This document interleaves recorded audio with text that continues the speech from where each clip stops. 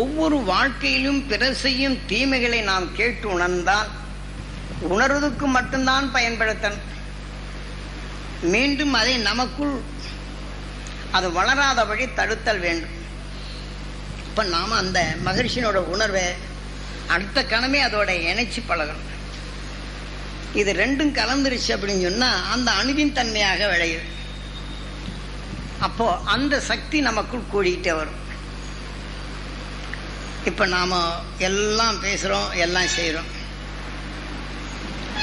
அடுத்தபடி ஒரு 4-5 வருஷத்துக்கு முன்னாடி நம்மளுக்கு ஒருத்தன் ரொம்ப கெடுதல் செய்திருப்பான்.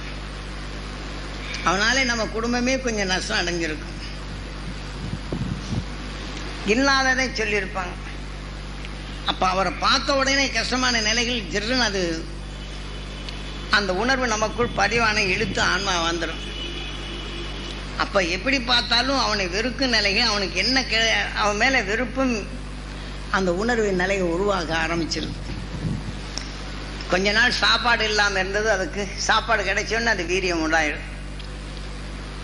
மண்ணுக்குள் இப்போ எத்தனையோ வகையான வித்துகள் புல்லின் சம்பந்தப்பட்ட வகையெல்லாம் இருக்குது.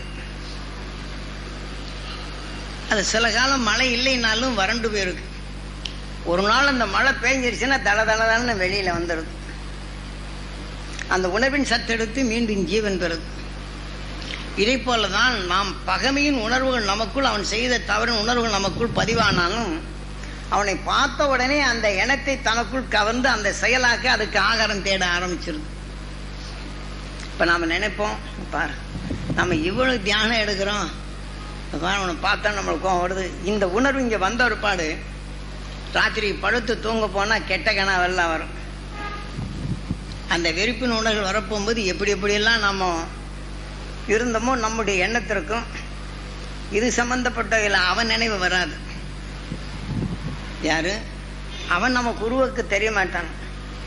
நம்ம கெடுதல் பண்ணவன் நம்ம பார்த்து அந்த உணர்ச்சியை தூண்டினாலும் நாம் அந்த நேரத்தில் கெடுதல் செய்த உணர்வின் தன்மை மற்ற மனிதன் உடல்ல இருந்து உருவானது. அந்த சமயத்தில் நம்ம எதிர்க்க இது வருது, அது வந்துடும்.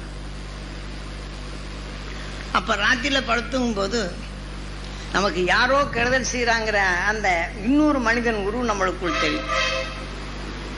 நம்ம முன்ன பின்ன பார்த்துருக்க மாட்டோம். அந்த மனிதனின் உணர்வு நமக்குள் தெரியும், அந்த உருவம். அப்போ நம்ம அறியாமலேயே அந்த தீமையின் விளைவுகள், ராத்திரிக்கெல்லாம் பார்த்தா தூக்கமே இல்லை, எந்திரிச்சு உட்காந்துன்னு சொல்லுவாங்க. அந்த மாதிரி நேரங்கள்லையும்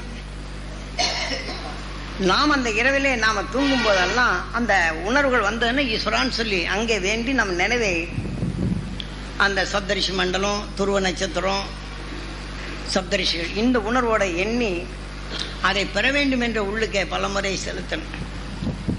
அதை செலுத்தணுன்னே தன்னை எரியாமலே தூக்க இது நீங்க. ஏன்னா எந்தெந்த வகையில் நமக்குள் வந்து சாடுதுன்ற இப்படி நாம் எடுத்துக்கொண்டால் தான் இது தூய்மைப்படுத்த முடியுமே தவிர நான் ஒரேடியே நான் ஜெபம் இருந்து ஆண்டவனுடைய அருளை நான் பெறுவேன்னு சொன்னால் நடக்க. ஒவ்வொரு நிமிஷத்திலும் ஒவ்வொரு உணர்ச்சிகளை தூண்டிக்கொண்டே இருக்கும். அவ்வப்போது அந்த ஞானி உணர்வை இணைத்து கொண்டே இருக்கணும், அதை அடக்கிட்டே வரணும். இப்படி ஒவ்வொரு சந்தர்ப்பத்திலும் இதை அடக்கியாச்சுன்னா அது அப்படியே உறங்கிடும். எல்லா உணர்வுகளையும் அந்த மகிழ்ச்சியோட உணர்வுகளை நாம் சேர்த்துக்கிறோம்.